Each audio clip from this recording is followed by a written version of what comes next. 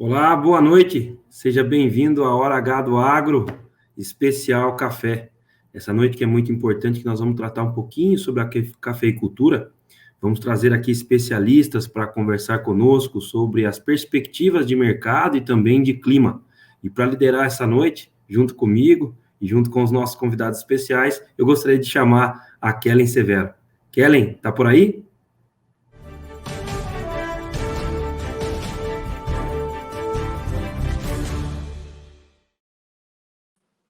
Oi, Marco, tudo bem? Obrigada por nos receber para a Hora H do Agro do Café. Uma satisfação estar com você e com todos da nossa audiência. E eu já os estimulo a nos contarem de onde vocês assistem essa live. Contem para a gente um pouquinho de qual região do país você está assistindo. Você é produtor de café? Qual a sua dúvida? Nós estamos aqui com especialistas em mercado e em clima, dois fatores fundamentais para a gente tentar antever o que vem por aí. Nós vamos receber, então, o diretor da Cogo, consultoria especializada em agronegócio, Carlos Cogo. Seja muito bem-vindo, boa noite.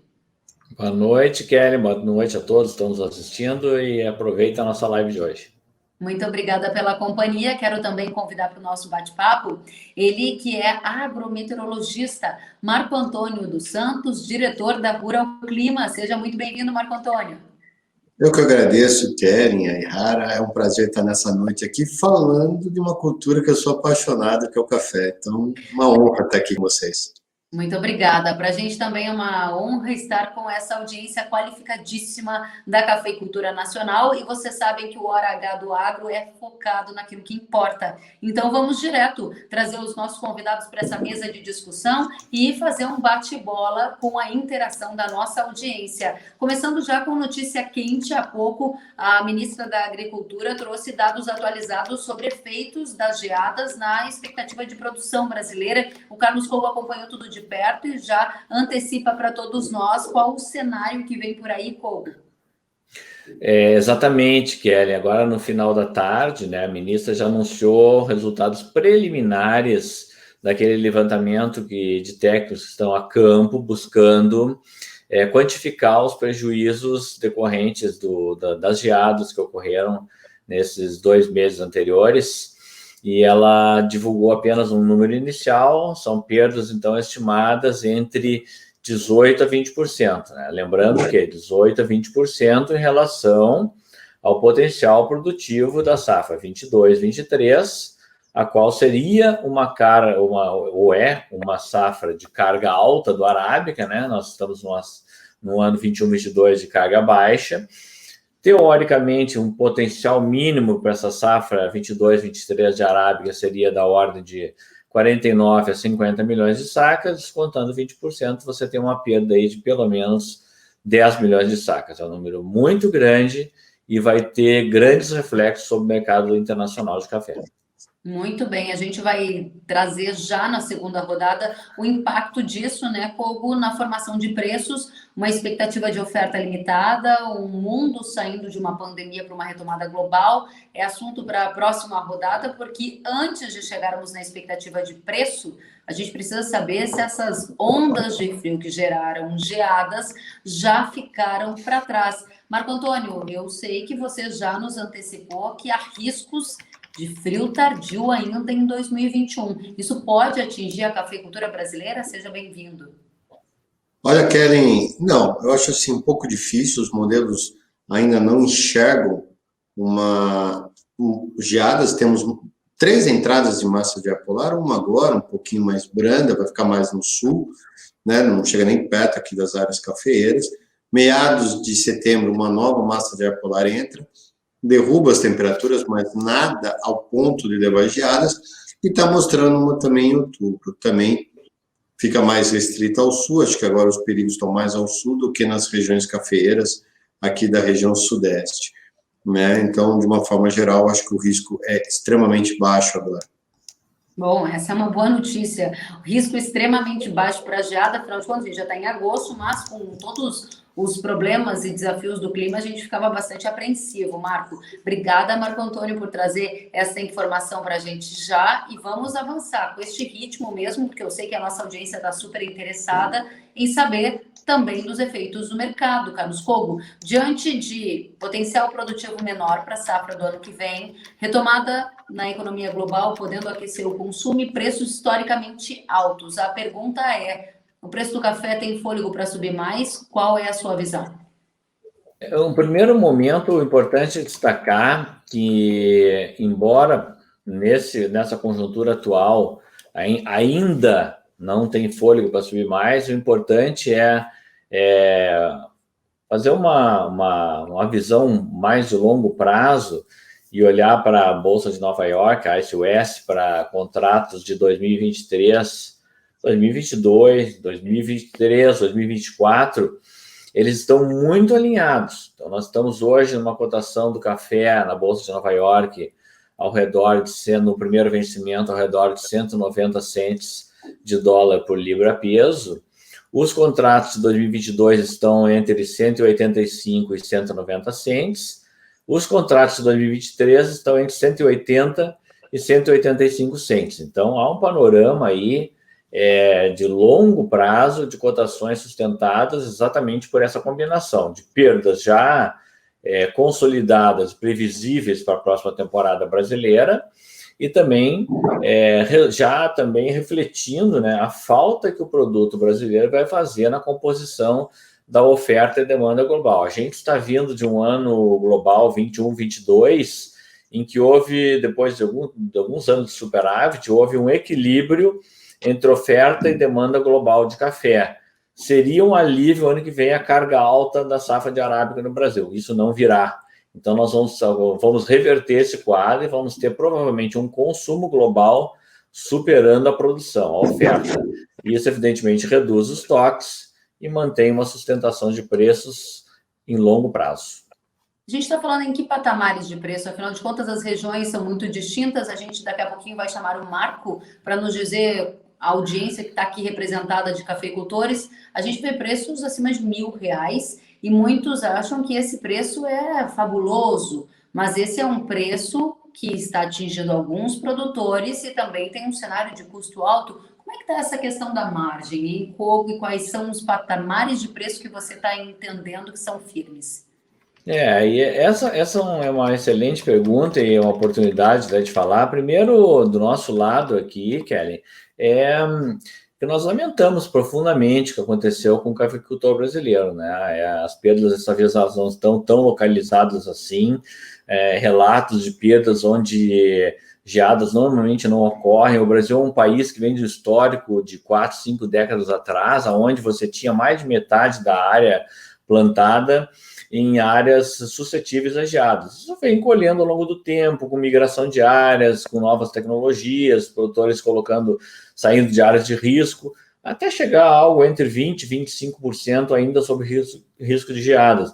Então, a gente tem que lamentar aqui profundamente aqueles produtores que investem na cultura e que perderam, muitos deles relatando para a gente aqui, que perderam todo o seu cafezal, perderam toda a sua área em produção, perderam ainda toda a área em formação.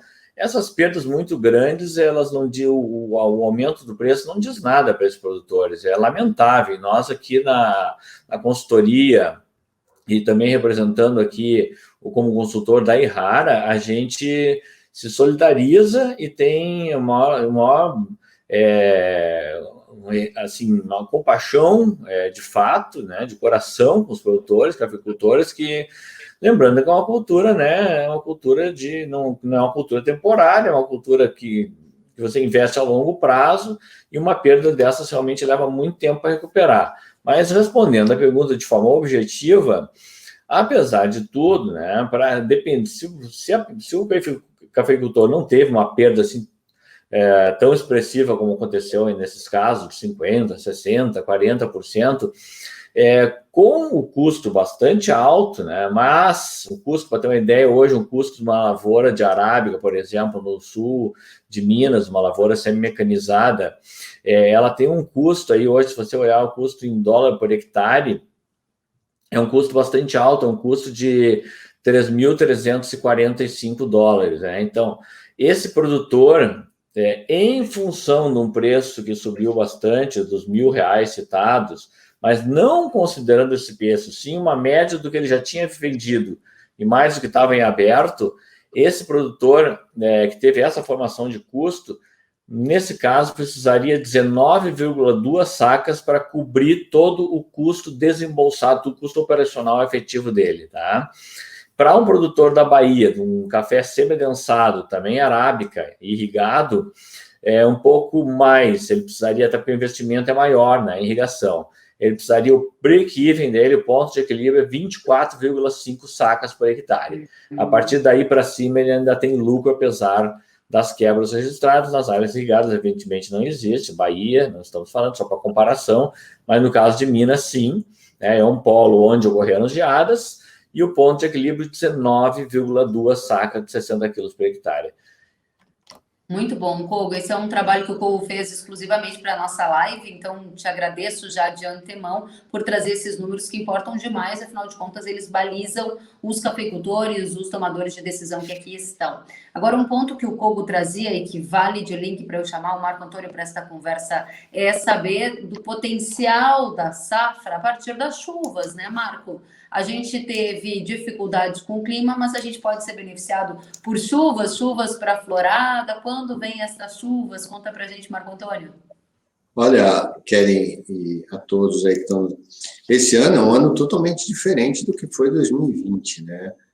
As chuvas tendem a chegar um pouco mais cedo, nesse final de semana e começo das próximas semanas, as chuvas já chegam, tem uma frente que vai estar avançando sobre a região sudeste, já nesse final de semana e começo da outra, isso vai levar algumas chuvas já, tanto para o norte do Paraná, quanto para São Paulo, né, o sul de São Paulo, áreas das regiões produtoras da Mogiana, e até mesmo sul de Minas deverão ser beneficiados. E na primeira semana de setembro, essas chuvas tendem a chegar até nas regiões do Cerrado Mineiro, do Triângulo Mineiro. E isso vai ser bom, por dois motivos. Primeiro, vai haver uma primeira indução no florescimento, né? Não é ainda o florescimento principal, mas já uma primeira indução floral, principalmente nos cafezinhos novos, ou aqueles que sofreram bastante aí com o estresse hídrico dessa safra. E, em segundo plano, você tem aí uma questão de ver aonde a planta morreu com a geada. Porque até agora, pós-geada, que a gente vamos falar do dia 20 de julho, nós estamos fazendo quase um mês, um pouco mais de um mês do evento da geada, ainda não choveu nas áreas. Então, o café ainda não está vegetando. Então, para o cafeicultor tomar a decisão onde tem que ser feita a poda, se é uma recepa, se é um escaletamento, se é um decote, as chuvas de agora vão ser extremamente benéficas. No entanto, nós estamos vendo aqui na Rural Clima que a florada principal deverá ocorrer, melhor dizendo, no final de setembro, com as chuvas de meados de setembro em diante, porque setembro está se mostrando um mês mais úmido do que foi agora agosto. Então, de uma forma geral, estamos esperando a florada principal do café entre final de setembro e início de outubro no Brasil. Muito bem, vamos então entender já como essa notícia ecoa lá nos nossos cafeicultores, na nossa audiência, chamando agora o Marco para nos contar quais regiões produtoras do Brasil estão aqui representadas na nossa live. Conte para a gente, Marco. Olá, Kellen, boa noite a todos novamente. Nós temos aqui presente o pessoal lá da Casa do Adubo, lá do Espírito Santo, o pessoal da Defesa também.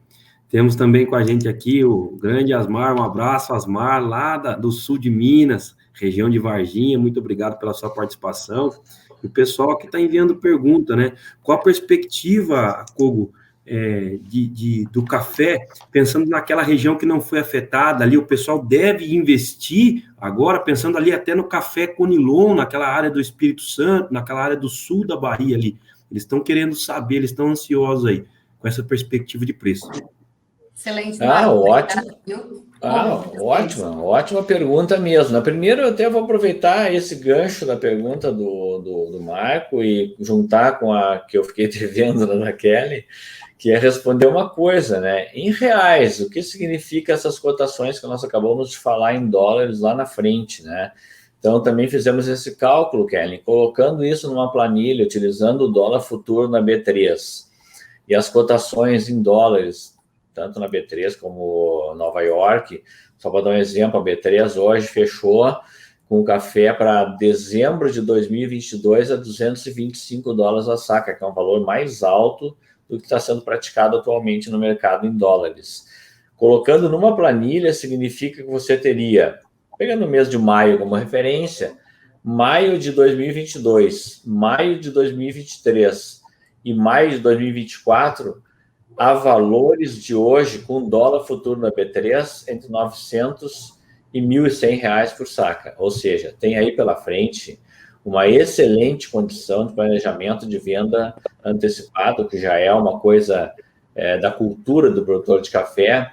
E juntando com a pergunta do Marco e do nosso telespectador, do nosso cafeicultor aqui que está nos assistindo, isso pressupõe que, evidentemente, existe uma correlação entre preço de arábica e de conilon ou robusta, e eles também, embora não estejam acompanhando na mesma dimensão essa alta do arábica, já está havendo um certo alargamento, um certo spread de preço entre arábica e conilon, os preços do conilon, que são usados em blends, principalmente com arábica, né, e nas cafeterias, nas redes do mundo todo, vão acompanhar a alta do arábica. Então, é um momento extremamente oportuno, mesmo toda essa dificuldade que a gente colocou, extremamente oportuno de fazer novos investimentos na cultura do café. O Brasil é o maior produtor do mundo, é o maior exportador do mundo, já é praticamente em valores de café líquido o maior consumidor do mundo, em bebidas por xícara. Então, realmente é um momento muito oportuno para investir, porque eles são exatamente como em todo o mercado de commodities, né? São esses momentos de desastres, de problemas de enfrentamento de riscos ou de danos, que surgem aquelas oportunidades para investir. E esse é um exemplo muito bem dado pela pessoa que nos fez a pergunta aí. Né? Super relevante, de fato, esse posicionamento que o Marco trouxe para a gente dos cafeicultores da região do Espírito Santo ou outras regiões que produzem o conilon, o efeito dessa quebra do arábica no preço do conilon. Marco, eu volto com você já já. Agora eu passo a palavra para o Marco Antônio. Marco Antônio, a gente ouviu você dizendo da chegada das chuvas para as floradas, mas a gente também quer saber dos riscos de altas temperaturas depois do florescimento. Conta para a gente, hein? Olha, Kellen, realmente esse é um ano... Porque, assim, o café tem uma peculiaridade que ele não tolera temperaturas acima de 34 graus por vários dias consecutivos pós-florada. E como nós estamos passando, aí depois a gente vai até entrar nesse mérito de uma laninha de fraca intensidade, eu não acredito que o mês de outubro seja tão chuvoso. Isso pode ter alguns bloqueios atmosféricos. Tendo alguns bloqueios atmosféricos, podemos ter algumas estiagens, principalmente no começo de outubro, ali na primeira quinzena de outubro. Não tendo a passagem das frentes frias, as temperaturas explodem. Então, podemos sim, como foi em 2020, termos temperaturas elevadas já em outubro, ou seja, logo após a florada. Então, o cafeicultor que está nos assistindo agora, acompanhando essa live, tome cuidado, tome suas precauções aí. Eu sei que existem produtos, né, que podem mitigar um pouco desses efeitos de estresse térmico e hídrico. Então, já comecem a pensar nisso, porque outubro pode ser realmente um mês um pouquinho mais seco, ali pelo menos na primeira quinzena, e aí, lógico, sem a passagem das frentes, temperaturas um pouco mais elevadas. Obrigada, Marco Antônio, pelos esclarecimentos. Esse é um risco para a gente acompanhar de perto. E a gente está falando aqui de riscos e também da gestão dos riscos. Coco recentemente projetou preços para a safra de café. E a minha pergunta é como está a comercialização da safra? A gente tem alguma estimativa de quanto já foi vendido de forma antecipada? Se isso está acima da média, abaixo da média? Por tudo que aconteceu, né, que é natural que o produtor ele acabe freando. Ele começou muito embalado nas vendas antecipadas, muito antes de acontecer todo esse processo de geadas, perdas, etc. Começou bem embalado. Nós rapidamente chegamos ao nível de 40% da safra 22-23 negociado antecipadamente, quando surge a questão das perdas, quando vem as geadas, e aí todo mundo realmente, e como deveria fazer mesmo, tem aquela precaução de interromper as vendas futuras até que se tenha um panorama melhor. Não só em função de saber se vai ou não perder, mas em função principalmente de saber qual é o novo patamar de preços que virá, né? Então, quando acontece isso, realmente até é indicado que o produtor interrompa as vendas antecipadas, porque o que mais se ouve nessas situações é o produtor dizendo, puxa, fixei 40% da minha safra do ano que vem a um excelente preço, que era R$650 a saca, e agora eu tenho na mão, pelos próximos 2 ou 3 anos, algo equivalente a preço de hoje, na casa de R$1.000. Então, realmente é recomendável interromper as vendas antecipadas. Você acredita em quebra de contrato? Vai ter quebra de contrato, Kogo? A quebra de contrato é uma decorrência natural de uma situação que tem que ser feita e julgada de forma individualizada. O que o produtor nunca pode fazer é, nas custas da perda do seu vizinho, do seu parceiro, do seu companheiro de trabalho, de atividade, aproveitar essa situação para pedir uma quebra de contrato, porque colheu bem, mas vendeu a R$600 e quer repactuar. Isso é oportunismo, isso não é uma situação desejável. Agora, a quebra de contrato ela é aceita, eu acho que ela é compreensível, quando ela decorre de uma situação onde o produtor realmente não tem como entregar aquele percentual da safra que ele tinha determinado em contrato, mas aí até a própria trade ou a cooperativa, o caso, tanto faz uma ou outra, tem a compreensão de saber disso, fazer uma avaliação da situação e repactuar essas entregas para o ano seguinte, isso é normal. Só tem que distinguir muito bem aí quem é o oportunista e quem é a pessoa prejudicada que está buscando apenas uma renegociação e que vai pagar lá adiante as suas entregas antecipadas. Muito bem, obrigada, Kogo. Sigo agora com o Marco Antônio. Marco Antônio, conta pra gente, você já deu uma pista. Teremos um laninha de fraca intensidade, você disse há pouco. A minha pergunta é, quando os efeitos desse laninha já começam a ser sentidos ou já estão sendo sentidos e como este laninha de fraca intensidade deverá impactar a cultura do café no Brasil? Olha, Kelly, como eu disse, apesar de todos esses rumores, está falando aí de 70% de probabilidade de se formar uma laninha agora, durante a safra 21-22, ou mais precisamente agora no segundo semestre de 21, essa laninha vem de fraquíssima intensidade e há uma possibilidade nem de se formar de fato. Né? Até mesmo os climatologistas da NOAA, né, que soltaram essa estimativa de 70%, já falam em uma laninha de fraca intensidade, até com talvez um retorno do aquecimento das águas do Pacífico na virada da primavera para o verão, agora, ou seja, de 21 para 22. Sendo ela de fraca intensidade, há uma tendência, Kelly, de que as chuvas, como eu disse, retornem dentro de uma normalidade aqui para a região sudeste, ou para as áreas, tanto para o norte do Paraná, para São Paulo, Minas, Espírito Santo, Bahia, de uma forma, dentro de uma normalidade, né? E o único senão dessa laninha, caso, né, por conta desse resfriamento das águas, seria essa falta um pouquinho de chuvas na região ali entre outubro, né, comecinho de outubro ali, até meados do mês.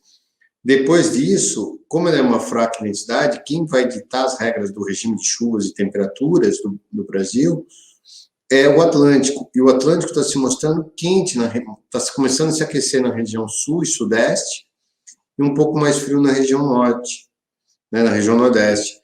Se isso realmente continuar nesse processo, tanto a região sul quanto o sudeste, que onde está a grande concentração dos cafezais, né, da produção cafeira aqui no Brasil, vão ter chuvas regulares a partir de meados de outubro em diante. Então, mesmo que venha se formar uma laninha, o impacto será quase nulo e seremos muito mais dependentes do Atlântico do que propriamente do Pacífico. Palavra, você está dizendo que neste momento o que você enxerga é um baixo risco de complicações climáticas em função de um laninha. Exatamente. A única coisa que talvez possa acontecer, né, é naquela região mais do Cerrado Mineiro, né, que é ali, e até mesmo da Bahia, da cafeicultura da Bahia. Espírito Santo nem tanto, mas do Cerrado Mineiro e da Bahia, a virada de janeiro, desculpa, a virada de dezembro para janeiro, que é entre a primavera e o verão, ter algumas estiagens. Tipo, normalmente essa região tem lá seus 15 dias de estiagem, 10 a 15 dias de estiagem normalmente, né? E agora, com esse antecipação no regime de chuvas, eu estou com um pouco de receio de que a virada da primavera para o verão venha a ocorrer uma estiagem um pouquinho mais severa, aí de uns 20, 25 dias nessa região. Que para a cafeicultura também não é todo mal, tá? Porque o café, por ser uma planta perene, ela aguenta mais a estiagem do que plantas anuais, como soja, milho, entre outros. Tá? Então, de uma forma geral, acho que meu único senão para a cafeicultura esse ano seria o outubro um pouco mais seco e depois a virada da primavera para o verão. Muito bem. Marco, obrigada. A gente volta a trazer mais detalhes sobre as demais estações, o que a gente pode esperar para a cafeicultura. Quero estimular a nossa audiência a nos contar de onde estão nos assistindo e quais as perguntas vocês querem que os nossos especialistas respondam. Vou chamar aqui para o nosso bate-papo o Marco, que está em contato com a audiência. Marco, você já nos escuta? Quem está conosco, hein?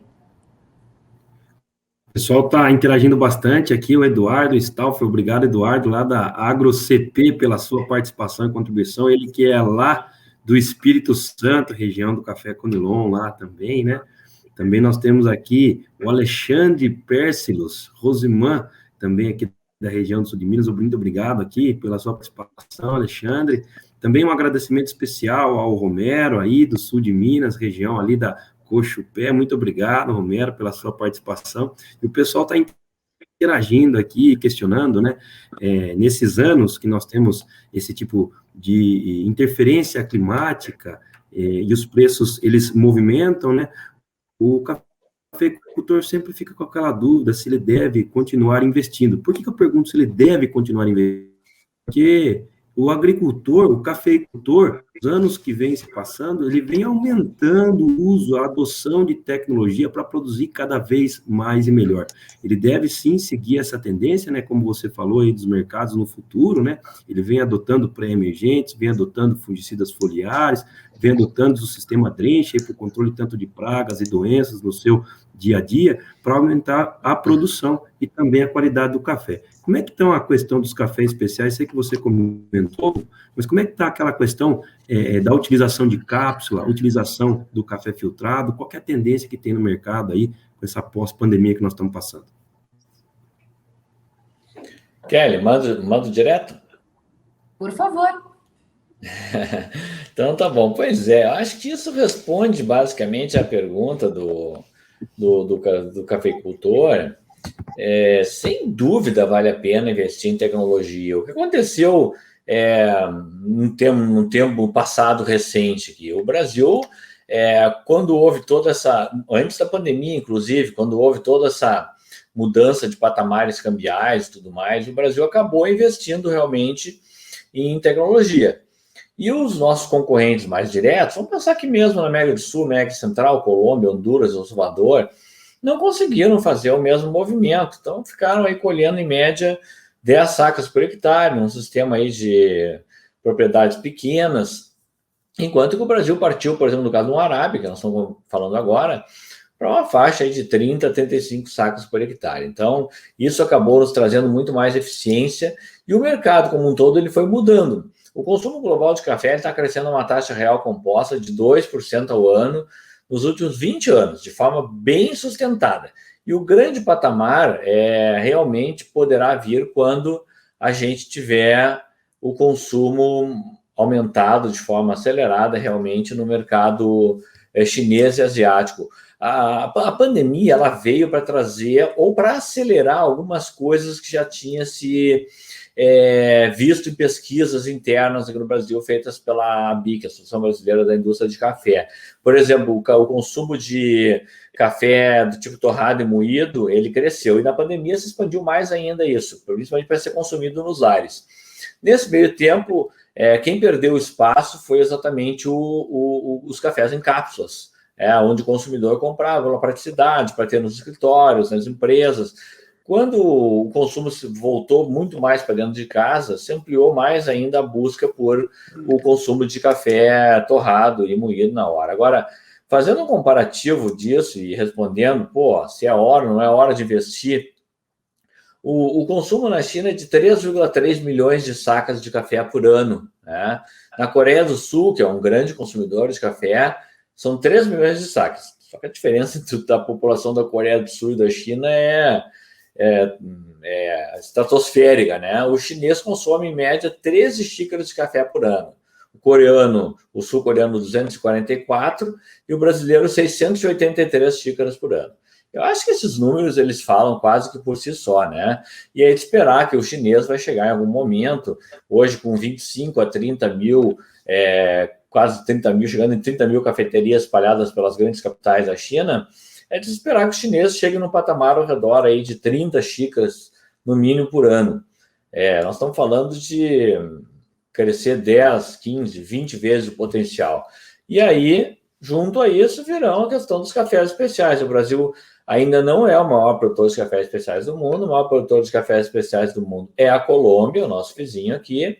Teve um programa voltado para isso, e o Brasil ainda tem um pouco menos de 15% da sua produção de café classificado como cafés especiais. E quando se fala em especiais, tem que lembrar que não é só arábica. Hoje você tem especiais gourmets arábicas e conilon. Então, esse mercado é um mercado de valor agregado que também tende a ganhar com o crescimento de consumo de um padrão mais alto, de um padrão mais qualificado. Muito bem, obrigada, Kogo. Marco Antônio, gostaria de ouvir de você, se tudo for constante dentro dessa perspectiva de consumo aquecido, um cenário ainda de oferta restrita, investimento sendo uma atitude promissora, como colocou o Kogo, a minha pergunta é, o clima vai ajudar? Olha, pelo menos até o final do verão, sim. Como nós estamos em agosto, não dá mais muito para falar de todo o verão e principalmente do outono. Mas supondo-se que a laninha seja de fraca intensidade, de curta duração e já durante o verão há uma possibilidade de um aquecimento, meu medo é que as chuvas possam cortar mais cedo durante o outono. Algo que nós já vimos alguns anos aí para trás, né? Então, isso pode trazer novamente uma produção um pouquinho menor do que se esperava, ou que se pretende, né? Mesmo já se colocando os efeitos da geada já, né? Como você e o Kogo muito bem colocaram no começo dessa live, eu acredito que o Brasil não deve atingir o seu total potencial nessa próxima safra de 2022, não. Eu acho que o clima vai ser bom, mas não ao ponto de você ter altas produtividades para suprir, talvez até totalmente empates, as quebras da geada, né? Então, eu imagino que o final do verão e outono pode ser um pouquinho mais seco, sim. Mas as chuvas estão retornando para as áreas produtoras e essa é uma boa notícia, né? Não, diferentemente do que foi, a primeira coisa que tem que ser colocada na cabeça do cafeicultor é 2021, a primavera de 21 será totalmente diferente da de 22, ou seja, bem mais úmida. As chuvas já retornando agora no finalzinho de agosto e principalmente ao longo do mês de setembro. Outubro pode até ter lá seus 15 dias um pouco mais seco, mas a hora que começar a engrenar, seja no dia 15 ou seja no dia 20 de outubro, ela não vai parar mais. Aí tem chuvas regulares, em bons volumes, não só para as regiões tradicionalmente cafeeiras, que é o norte do Paraná, aqui São Paulo, o sul e sudoeste mineiro, mas também para o Triângulo, para o Cerrado Mineiro, para a zona da Mata Mineira, que pouco se fala na cafeicultura, mas é uma grande região, e principalmente ali para as regiões do Espírito Santo e até mesmo para a Bahia. Tudo está sinalizando, Kelly, que a primavera seja marcada por chuvas acima da média nessas áreas. Então, único, talvez seria um pouquinho aí, um novembro um pouquinho mais seco também, ali no Paraná, mas nada que possa trazer grandes problemas para a cafeicultura. Muito bem, Marco, obrigada. Nós estamos nos encaminhando para o fechamento. Eu vou pedir, então, para o Cogo trazer a sua palavra final, aquela mensagem-chave. Na sequência, o Marco Antônio, e depois a gente conversa com o Marco mais uma vez. Cogo, qual é a mensagem-chave que tem que ficar para a nossa audiência? Bem, eu creio que, assim, eu acho que ficou muito claro para todos a questão do potencial que o Brasil tem, não no curto, nem no médio prazo, no longo prazo, realmente. O Brasil é o maior produtor do mundo, é o maior exportador do mundo, é o maior exportador de arábica do mundo, tem um potencial de crescimento de valor agregado muito grande, de cafés especiais, cada vez cresce mais, as regiões de origem, de indicação geográfica.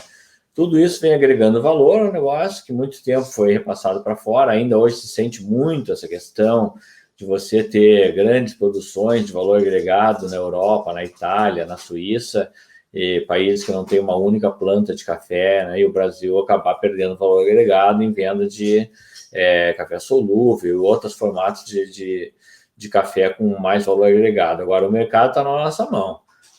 O chinês, por exemplo, já é um costumeiro comprador do agronegócio brasileiro, de açúcar, de soja, de carnes, fatalmente se tornará também um grande importador de café brasileiro, mas a gente tem que lembrar que o mercado brasileiro é muito forte. Hoje, em sacas é o segundo maior consumidor, em xícaras bebidas é o maior consumidor do planeta, uma média de 6,7 quilos por habitante ano, crescendo, e é uma daquelas poucas commodities do mundo que a gente fica até... utiliza até como exemplo, por exemplo, em sala de aula, em treinamentos e cursos, que não sofre ou tem baixíssima elasticidade renda e baixíssima elasticidade preço, ou seja, ela é muito pouco sensível a preço, você abandona quase tudo e mantém o seu café na mesa, e você também, mesmo com preço mais alto, você troca de marca, tenta diminuir um pouco a qualidade, mas não abandona o consumo. Mesmo durante a pandemia, não houve um grande baque no consumo de café em nível global. Então, consumo sólido, produção com grande potencial de crescimento e demanda em franca expansão em nível global. É um negócio realmente para quem quer investir e ter certeza que estará fazendo um bom negócio. Por responder as perguntas da nossa audiência e por trazer a sua visão para este mercado tão importante para o Brasil. Gostaria de ouvir você, Marco Antônio dos Santos. Diga para a gente a sua expectativa para clima e impacto na cafeicultura brasileira numa mensagem final. Olha, para quem está nos assistindo agora, o que eu vejo é o seguinte: o cafeicultor sofreu bastante, me solicito, né, com capeiras das geadas. Eu vim da cafeicultura, meu avô foi cafeicultor, então a gente sentiu a quebra de 75, lá no norte do Paraná. Então, eu sei o que é perder com as geadas, mas eu coloco o some no fechamento, eu falo, apostem, porque não tem mais geadas e o clima vai ser bom. Talvez não seja espetacular, mas seja muito bom. Então, invista na cafeicultura, invista no seu pomar de café, porque o clima São Pedro vai ajudar, tá? Talvez lá na frente pode ter alguma outra nuance, mas na média vai ser excepcional esse ano. Então, como o Cogo falou, como o Marco falou e como a Kelly está falando muito bem, invista pesado esse ano, porque é um ano de se apostar alto na cafeicultura, ainda mais com esses preços, né, Cogo? Precisamos de uma ajuda de São Pedro depois dos últimos fatos, né? Que bom que vem por aí uma expectativa boa para clima, para mercado. Agradeço ao Carlos Cogo, agradeço ao Marco Antônio dos Santos e devolvo a palavra ao Marco para nos dizer como esse ambiente prepara as oportunidades também para a Irrara trazer alternativas aos cafeicultores. Marco. É isso aí, Kelly. O mundo vai continuar bebendo o cafezinho bom e gostoso cafezinho brasileiro, assim como o brasileiro. E para contribuir com o cafeicultor, a Irrara não deixa de inovar. São inúmeros produtos, inúmeras tecnologias japonesas que nós colocamos à disposição de você, cafeicultor, de você agrônomo, de você consultor, para que você também nos ajude a colocar à disposição do cafeicultor. São mais de 56 anos contribuindo para o progresso e competitividade da agricultura brasileira. Afinal de contas, a agricultura é a nossa vida, o café é a nossa vida. Desde o pré-emergente, como Falcon, do Spirit para Drench, como o Fusão também, via foliar, entre inúmeros outros produtos, como Bold para Broca, nós estamos aqui para servir vocês, cafeicultores, para ajudar vocês a produzirem cada vez mais e melhor. Eu me despeço, agradeço a Kellen, agradeço ao Marco Antônio dos Santos, agradeço também ao Kogo, a todos que participaram dessa live, que foi feita com muito carinho especial para vocês, cafeicultores, para contribuir para vocês, e me coloco à disposição. Meu muito obrigado mais uma vez, Kellen. Obrigada a você, Marco. Uma ótima noite a todos. Até a próxima.